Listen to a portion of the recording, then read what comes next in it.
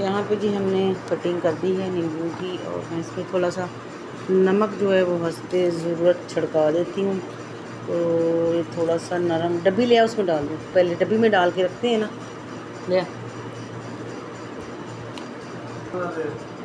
तो यहाँ पे जी इसमें हमने नमक जो है वो अच्छे से हिला जुला दी है, ये देखो। अब इसको मैं थोड़ा सा बंद करके इसमें रखूँगी कंटेनर में।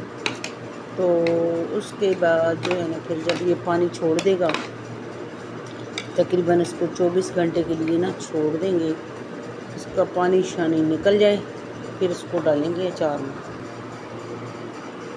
तो यहाँ पे ये देखिए जी, मैंने ली है यहाँ पे कंटेनर लिया है, और इसमें मैं इसको डाल देती हूँ इस तरीके से, ऐसे, ठीक है। इसको नमक शमक हमने डाल दिया है, और इसको इस तरह से बंद करके रख देंगे। इंशाल्लाह इसको 24 घंटे बाद देखेंगे।